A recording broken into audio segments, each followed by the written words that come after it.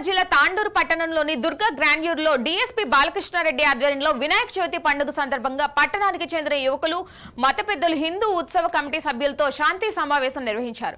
ఈ సందర్భంగా జిల్లా ఎస్పీ నారాయణ రెడ్డి మాట్లాడుతూ ప్రజలను దృష్టిలో పెట్టుకుని పలు సూచనలు సూచించారు. వినాయక చవితి సందర్భంగా ముందు జాగ్రత్తగా పలు కాలనీలు ఏర్పాటు చేసే వినాయక మండపాల వద్ద కమిటీ సభ్యులు జాగ్రత్తలు వహించాలన్నారు. శాంతియుతంగా వినాయక చవితి పండుగ నిర్వహించుకోవాలని నిబంధనలు ఎవరూ అతిక్రమించవద్దని కోరారు.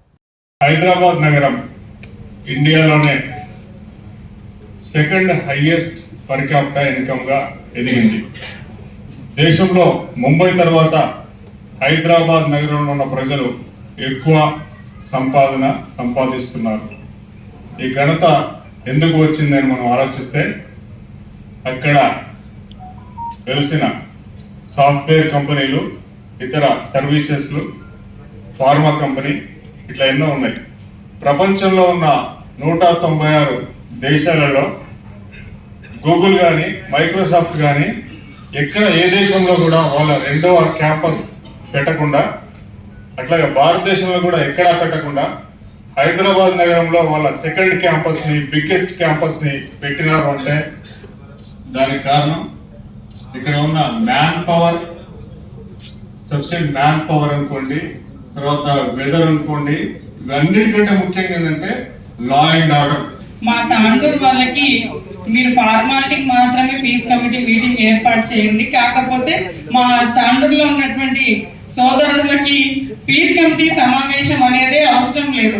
ఎందుకంటే అందరూ ఒకరికొకరు బాయి లాగా కలిసిమెలిసి మన దగ్గర భిన్నత్వంలో ఏకత్వమే మన దేశం.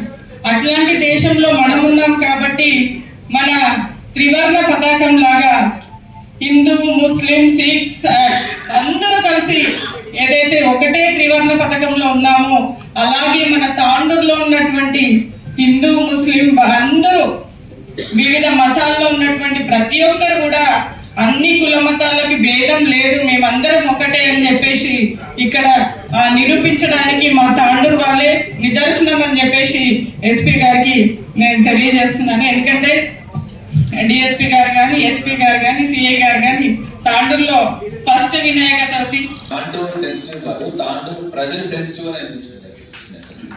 సో కాబట్టి బేసికల్గా తాండూరు అట్లాంటి ఒక అంటే అవుతుంది అనేది నాకు ఇక్కడికి వచ్చిన తర్వాత అనిపించింది.